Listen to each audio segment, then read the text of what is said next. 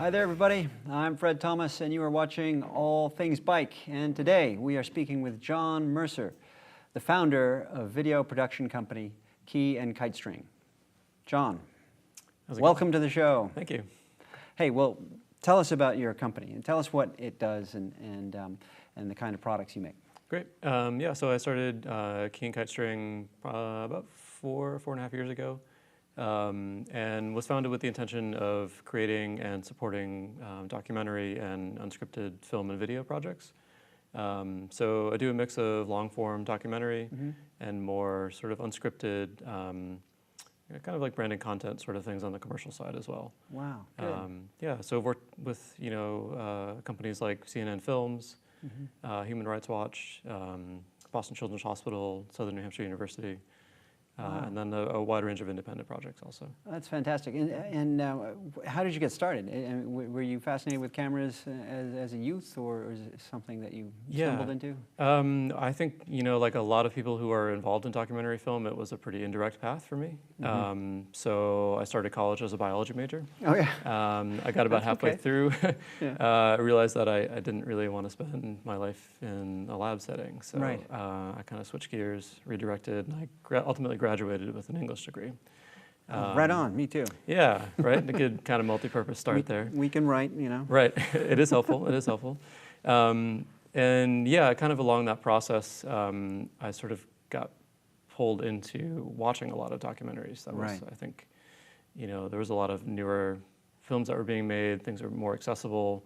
And I kind of thought it might be something I was interested in. So I got an internship with the video services department at University of New Hampshire.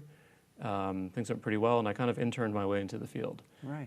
So after graduation, I spent a lot of time working in post-production, so editing only. Everybody's got to pay their dues in post-production, I think, right? Yeah, which was a good experience. I kind of worked my way up through the chain there. And about eight or so years into my career there, I was starting to branch out a little bit more on the production side as well, and sort of that led to me going out on my own and founding Key and Kitestring. That's fantastic. And now you've done a lot of documentaries. What is the appeal of a documentary both to you and viewers? Yeah, I mean, the interest for me, personally, one of the reasons for going out on my own and sort of taking on this challenge is just to kind of be spending more time out in the world. Right, outside. Right? Out of an office, getting to meet new people, sharing interesting stories. And that's the best part about documentaries. If you're doing things well, you make those connections, and it's real. Yeah, right? it is. It happens on the narrative side a little bit more, I think, with like coming together with cast and crew, right? You have that sort of film family for the run of a production. But, with documentary, it's all real, right? Yeah, and you don't really know which way it's going to go either, right? You don't. Does one hope for that, or do you just prepare for it? It's funny because I think it happens more often than not. Right. I think that at the start of the process, it's always a challenging experience, maybe for people to have cameras in front of them. Yeah. And then, you reach that sort of comfort level and everyone kind of forgets a little bit. Right, relax. So that's the appeal for me. And then I think, for people who are viewing right now, I mean, there's a lot of great new films and shows and content coming out right now that are unscripted. And in a lot of ways, I think it's a good time to be making documentaries.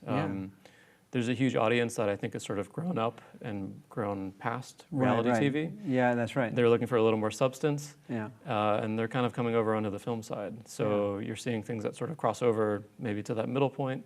But I think this is also a great time for the observational style of documentary filmmaking. Right. There's kind of a big return to that, to that kind of more authentic way of building a story. Yeah, well, and the reason we're talking is we have this mutual connection, Jesse Wall, who runs TruStrength in Norway, Maine, a fitness and coaching facility, and he rode his bike, or he and his group of participants rode this race around Iceland, and it's a wild event, and somehow he reached out to you, or you heard about it.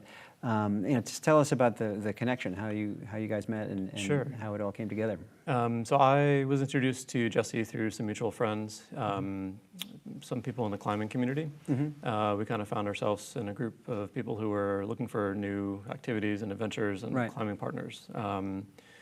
Jesse had sort of been, I think, thinking about this trip for the gym for some time. So around January or so of last year, it started to take shape a little bit, and he posted about it in this group.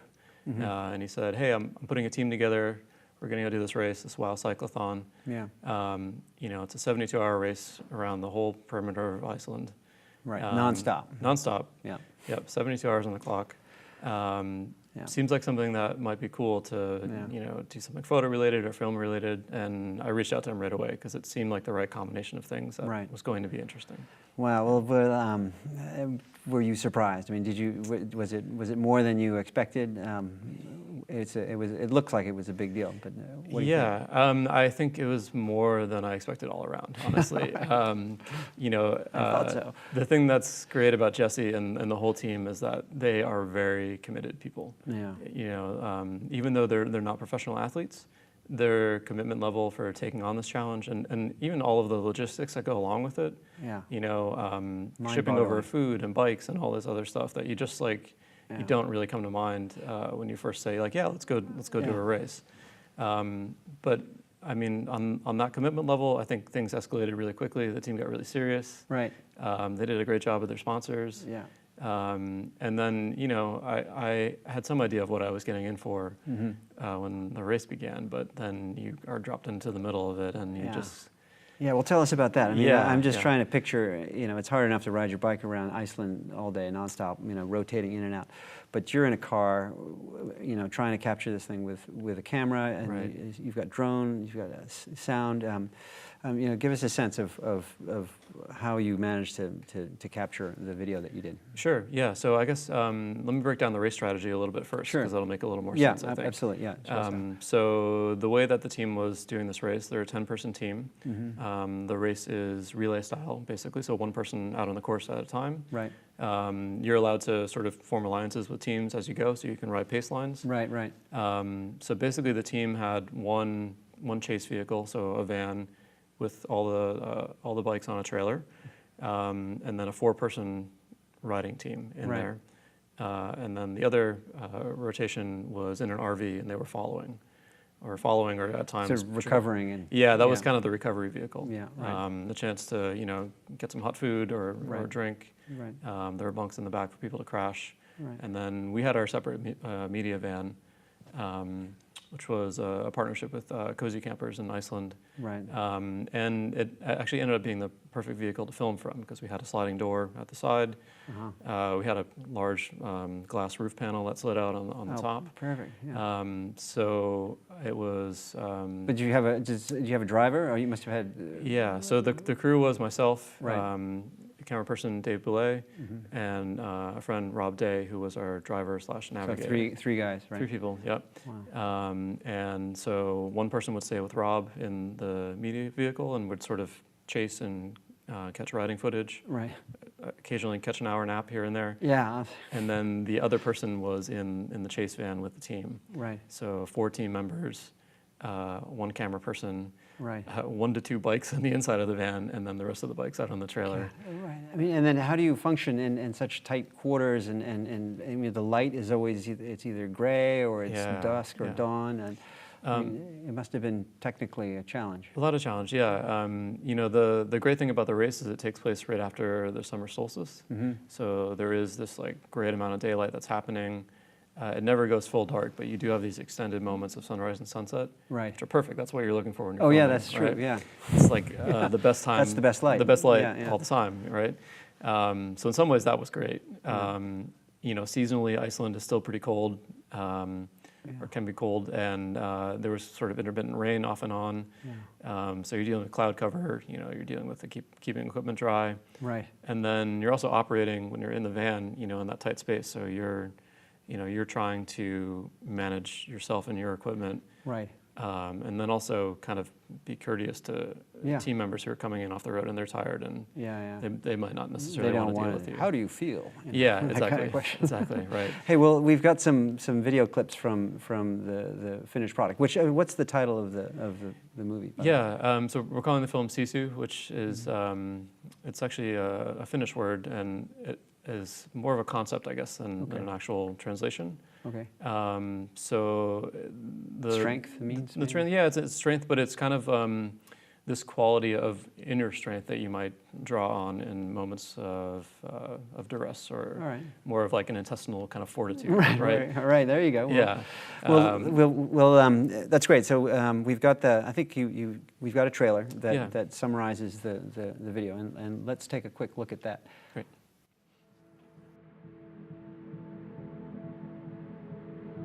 The greatest thing that fitness provides us, besides being well balanced, is that ability to transcend situations.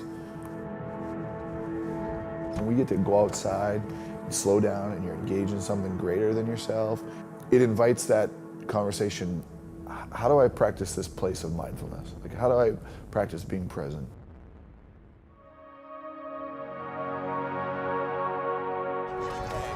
Keep going. We'll get you on the next transition.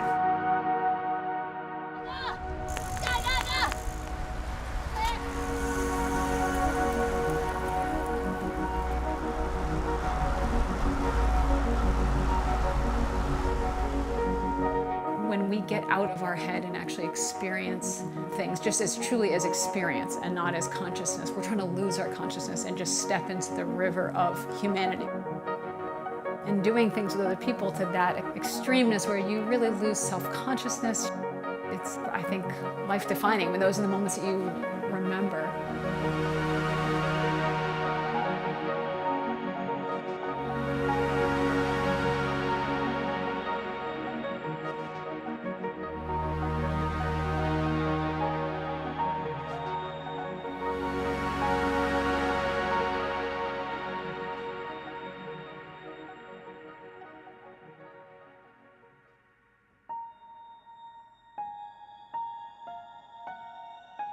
Great stuff. How many hours on the drone did you have when you started up?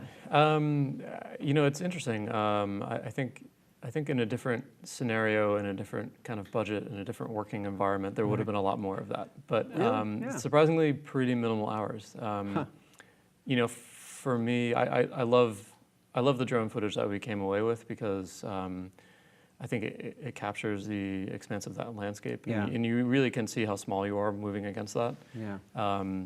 But for me personally, as a director, the story is always on the ground, right? Right. And so that was really where the focus was. Yeah. Well, what other scenes from that clip, do you remember well?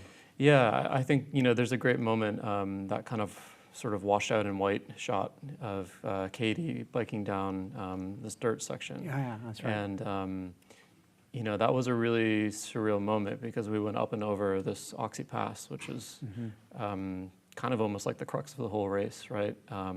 It's a little higher elevation. Right. It's sort of known for being closed at times for weather and visibility conditions. Yeah. And visibility was not great when we went through there. Yeah. And the team had also probably been awake for, more than 30 hours at that point.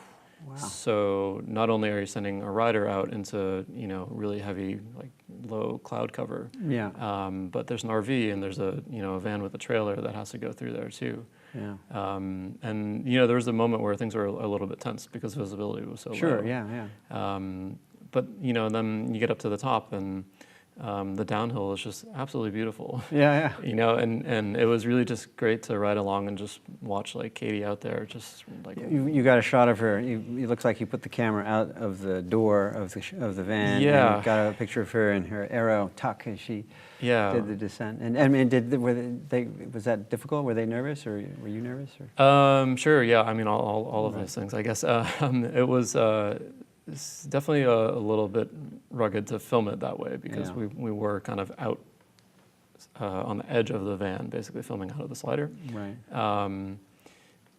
So yeah, we kind of, I think, found our own safety and comfort level there, Right, and went with it. But you know, just amazing to watch Katie come down the back of that, and Yeah. what started as like a really tough climb turned Right. into an amazing descent. Right, and you cleared the most challenging part of the whole race. Right. And It felt like a pretty, you know, big emotional turning point to get up and over the pass. right. Well, there's another clip that you've gotten where you're speaking with some of the riders. Let's take a look at that. Sure.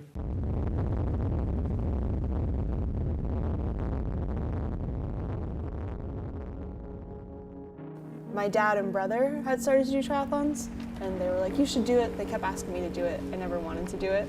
And then about a month out, I was like, all right, fine, I'll do it. So I had no actual training.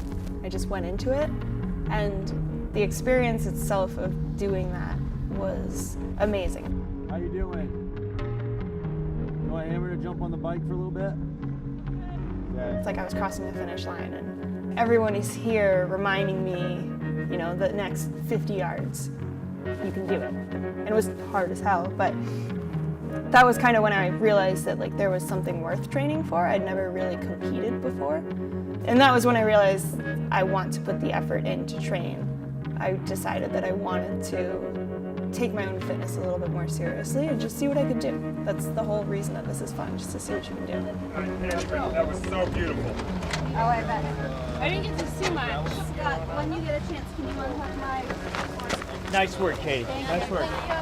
No. All right. When and how do you get that moment with the participant and get them to speak candidly and, you know, in a relaxed way? I mean, how do you create that? Yeah, that's an interesting question, and I think it's something that, you know, filmmakers approach differently. Mm-hmm. There was pretty minimal interview that was shot for this project. Mm-hmm. You know, I always do a little bit in advance in the early stages of the project, more as kind of like a research tool, really. Right. So, you know, one of the big questions for each of the teammates was really, why go and do this, right? Like, why take on this challenge? Mm-hmm.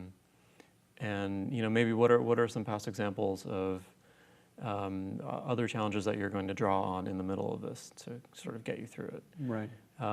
So that particular interview with Katie was filmed probably the second team meeting that I went to with her. Mm-hmm. So you know, a good 5 months out from the actual race. Oh, right. Yeah, and- right. It was before. It wasn't Yeah. sort of taped while she was sitting in the back of the van. Yeah, exactly. Drinking Yeah. Red Bull or So something. that's sort of like some thoughts of her, you know, Yeah. projecting ahead. Like, what is this experience going to be see, like? yeah. And then as far as you know, the audio that's kind of picked up there as she's going, you know, that's an example of basically just being along for the ride. Yeah, so that was in the moment. You had a Yeah. recording device going. Yeah, so the way sound worked on this, most of it is just on-camera shotgun sound. Right. You know, didn't really have enough room in the vehicle to kind of maneuver an additional sound person in there. Yeah. So you know, relying on an on-camera microphone to grab a lot of that. Right. And really the process for getting that is like, it's very slow because that happens in real time. Yeah. But, you know, of course you're dealing with, you know, battery capacity and media capacity, so you can't just be on all That's the time. true. Yeah, yeah. Charging your battery. Yeah. Yeah, so a large part of that, you know, documentary camera is sort of figuring out where your instincts are and Right. like what feels like it's going to be important. Yeah. You're going to be wrong a lot of the times. That's right. But hopefully you are. That or you're going to capture that unanticipated moment that Yep. no one expects. Yeah, so you kind of, you know, you know, use your own intuition on things, and you kind of feel it out. You sort of know, like, Yeah. you know, I think we filmed the majority of that descent there, right? Because it was, Right. That was the conditions were exceptional, and, you know, the road is rougher than the rest of the course. yeah. It sort of seemed like there was going to be a moment in there. Well, yeah. Well, let's take a look at the final video where you're capturing some conversation in the car. Yeah, great. Lane! Speed! Get my wheel! Gap's closing. It is big time. A little bit of good catch up there. Clear. Go.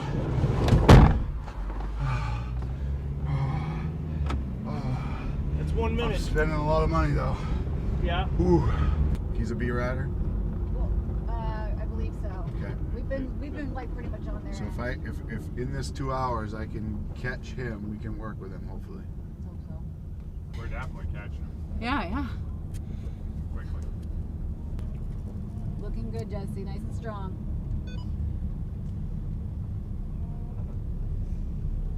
Well, no. Do we want to? Make a conversation. So what if they can't speak English? So, I mean, did you ever capture a moment that was perhaps too authentic, or you just felt like, you know, it would make people uncomfortable? Does that happen a lot? Yeah, there are definitely some choices that are made in that process too. Right. You know, I love the way that this scene came together. There was kind of a moment in the first part of the race where, you know, the start is chaotic, right, and as you might expect, and then it sort of levels out, and the team has this moment where they realize, like, we're spending a lot of energy riding solo here. Oh, okay. We gotta like start catching people and working together.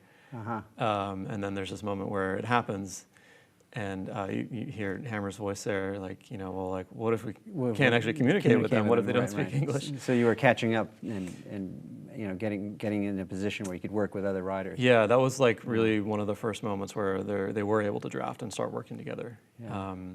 You know, so that's an example, I think, of that observation working well. Yeah, right. But yeah, you know, as you might expect, you know, as you're getting lower on sleep and energy and everything else, you know, people get tired and they get a little chippy. So, you know, like all of that, fine, all of that happened, right? As you might expect. And you know, there were moments where, like, in a similar way, how you're feeling out what's important when you're in the van. For the most part, we actually stayed out of the RV because the RV was rest space. Right, for that's people. private space. Yeah. Yeah, and you know, there were some conversations and things that happened in the RV, and we just kind of made the call, like, you know what, that it doesn't seem essential to the story that we're telling here. Yeah. People actually need to rest. It's you know, also a little bit of a safety concern, right? If they're distracted, so we're not going to occupy that space.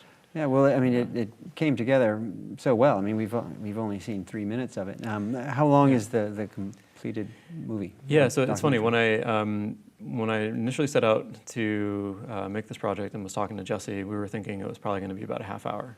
And half hour, really? half hour was kind of like the safety number. Like, okay. I know, regardless of what happens there, you know, I can create something that's interesting in a half hour. But I think the way that it evolved ended up being so much more. And ultimately, what I like about this film is that it became more than something more than the actual race, right? It became more than a cycling film. How so? I mean, well, if there's a single moment that sort of captures or demonstrates, you know, the triumph of this documentary, what would it be? So, you know, this is very much a story that's driven by community. And the community that Jesse runs at TruStrength is, like, you know, very tight. Like, people have known each other for a while, and even people that are new, they get welcomed in a different way than maybe you would elsewhere. And that's really important, especially given, you know, the town that they're in too, because the community that's a part of the gym, they're also active in the town. Right. So, like, community is everything there. And I think what happened when they got out on the road is that extended to the other teams that they were racing with. So what began as maybe something more competitive turned into, okay, like, we need to work together across international teams here and like find our way through this race. And redefine community or bring community to another level. Exactly, and I think as that came together and the way that we were able to capture it, it sort of expanded. So, you know, the film is an hour long now. Great. Well, just to wrap up, where can we see it and when? We have a couple more lined up later in the summer. One will be at Maine Beer Company, and looking at getting one over at Tuckerman Brewing also. Great. Yeah, and a few more dates coming. Absolutely. I'm sure there'll be more dates. Yeah. Hey, that's great, Jon. Look, thanks so much for coming down and giving us a sort of behind-the-scenes view of Sisu, which I can't wait to see it, and maybe it'll inspire me to do that ride. I'm constantly saying that, but you never know, it might happen. Sounds great. Thanks for having me. Thanks, Jon. Yep. All right, everybody. That was Jon Mercer. the founder of Key and Kitestring. You can learn more about his video production company online. That's all we got time for right now. Thanks so much for watching. We'll talk to you again soon. All Things Bike is brought to you by FitWorks, Rider First Bike Fitting, Rider Matched Bike Sales. Locations in Peabody, Massachusetts, Waitsville, Vermont, and Ridgefield Park, New Jersey. And Frame and Wheel, eBay selling services for cyclists, bike shops, bike companies, and cycling-related nonprofit organizations. Time, space, cash, pick 3. And AD Bikes, the modern face of Austro-Daimler cycling and the bike company of the future. Become Bike. Become AD Bike.